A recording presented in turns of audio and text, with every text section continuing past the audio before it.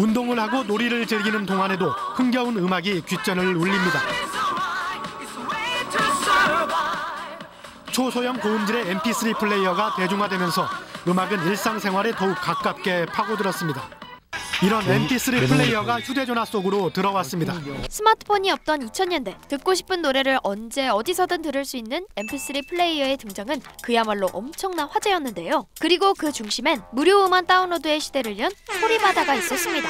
여러분, 소리바다가 여전히 존재하고 있다는 사실 알고 계셨나요? 심지어 처음 서비스를 시작한 이후 지금까지 총 3번의 회생 절차까지 밟았다고 하는데 꺾일 듯 꺾이지 않는 소리바다의 이야기를 크랩이 정리해봤습니다. 소리바다는 2000년 5월 국내 첫 P2P 음원 서비스를 출시했습니다. 여기서 P2P 서비스란 피어투피어의 줄임말로 컴퓨터끼리 동등한 연결망을 통해 서로 자원을 공유하는 걸 의미하는데요. 쉽게 말하면 이용자들의 컴퓨터에서 컴퓨터로 파일을 주고받는 방식인 거죠. 그렇지만 이 방식이 소리바다의 발목을 잡았습니다. 소리바다 사이트는 회원 수만 287만 명이 넘을 정도입니다. 문제는 이들이 저작권료를 한 푼도 내지 않고 있다는 것입니다. 검찰이 소리바다 운영자를 기소한 것은 인터넷 신기술을 보호함으로써 얻어지는 이익보다 현행법상 보호 대상인 음악 파일이 불법 복제됨으로써 발생하는 피해가 더 크다는 판단에 따른 것입니다. P2P라는 게 개인 대 개인을 연결하는 거잖아요. 근데 그때는 음원을 직접 거래할 수 있는 플랫폼 자체가 별로 없었기 때문에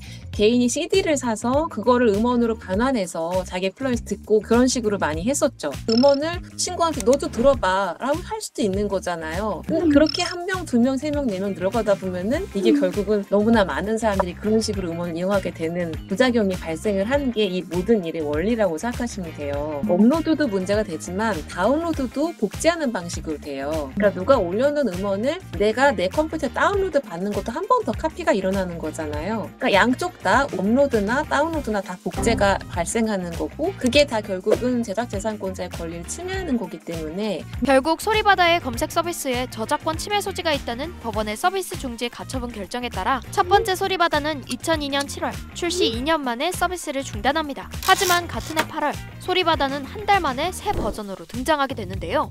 음반업계의 제소로 중단됐던 인터넷 음악 파일 공유 사이트인 소리바다가 다시 문을 열었습니다. 이번에는 현행 법망으로 규제할 수 없는 방식을 채택해서 또다시 뜨거운 논란이 일고 있습니다. MP3를 못 들어서 되게 불편했는데 다시 들을 수 있어서 되게 좋네요. 우리나라 노래가 많이 나오고 속도가 좀 빨라요. 소리바다 2.0에서는 자신들의 서버에 음악 파일을 저장해두지 않고 개인들이 교환할 수 있는 장만 마련해주기로 한 겁니다. 소리바다는 그 중개 역할을 해주는 거죠. 그러니까 기존보다 조금 더 한 발짝을 뺀 거죠.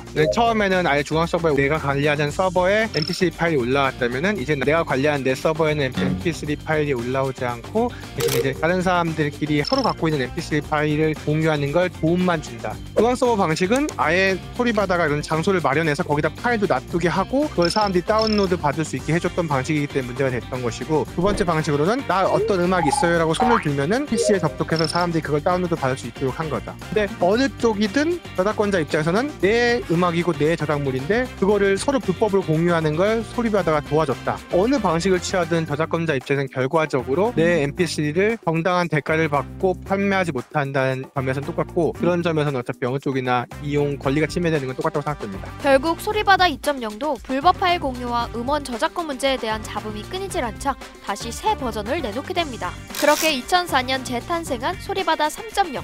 이 버전에서는 뮤직 포인트 제도를 도입해 무료로 내려받을 수 있는 음악 수를 제한했는데요. 하지만 여전한 P2P 방식의 한계로 인해 법원의 결정에 따라 또 서비스를 중단하게 됩니다. 그럼 이제 소리바다는 회생을 멈추게 될까요? 아닙니다. 2005년 한 해 동안 쉬어간 소리바다는 2006년 굴하지 않고 다시 또 등장하게 됩니다. 소리바다 4.0을 건너뛰고 소리바다 5.0으로 말이죠. 2006년 소리바다 5.0은 전면 유료화로 변화를 꾀했습니다. 유료화했으니 그럼 이제 소리바다는 저작권 문제에서 벗어날 수 있을까요? 아닙니다. 이번엔 필터링이 발목을 잡았습니다. 저작권 침해가 일어나지 않도록 파일의 특성을 확인을 해서 A라는 노래가 있으면은 A라는 노래와 비슷한 파일 특성을 가진 파일을 공유하지 못하도록 한다든지 특정 이름을 검색하면은 이건 뭐 저작권 침해니까 이 이름으로 검색할 수 없습니다 라고 한다든지 이런 식으로 저작권 파일 속성이나 뭐 이름, 파일명 등등으로 먼저 차단을 했어야 되는데 그게 아니라 침해되었다고 주장을 하면 그때 이제 조치를 취했기 때문에 이거는 저작권 보호에 충분하지 못하다 이런 취지에서 이런 조치나 이런 부분이 좀 불리하게 작용을 했던 것으로 기억하고 있습니다. 결국 끊이지 않는 저작권 문제로 소리바다 운영자들은 저작권 침해 책임에 대한 대법원 판결을 받게 되죠. 이쯤 되면 소리바다는 이제 정말 끝나게 되는 걸까 싶지만 더 강해져서 나타납니다. 진짜 최종으로 그들은 필터링 기능을 한층 강화한 소리바다 6.0을 내놓게 되는데요. 이번에는 저작권자의 유통 허가 없는 음원 다운로드도 전면 차단하며 저작권 클린 사이트로 선정되는 등 법률적으로는 별탈 없이 유지하게 됩니다. 하지만 안타깝게도 그 사이 음원 시장에는 멜론과 지니뮤직이라는 신흥 강자가 등장해버렸는데요. 고품질 음원 스트리밍 서비스로 대세가 바뀐 겁니다. 그래도 굴하지 않은 소리바다. 2017년부터 4년간 자체 시상식을 개최하며 사람들의 관심을 끌기도 했습니다. 하지만 떠나간 이용자들을 다시 돌리기엔 어려운 걸까요? 재정난이 심해지자 2022년 4월과 11월 두 번에 걸쳐 회생 절차를 밟게 됐고요. 올해 다시 세 번째 회생 절차를 밟았습니다. 하지만 이마저도 중단되자 현재는 최적의 M&A를 위해 노력하고 있다고 합니다. 무엇보다 소리바다 측은 유료 회원들을 위해 진짜 서비스가 종료되면 미리 알려드릴 테니 걱정 말라는 메시지를 전해왔는데요. 추억 속의 소리바다인 줄 알았지만 아직 우리 곁에 남아있는 소리바다. 과연 이제껏 꺾이지 않는 것처럼 다시금 일어날 수 있을까요? 이 영상을 제작한 김민지입니다.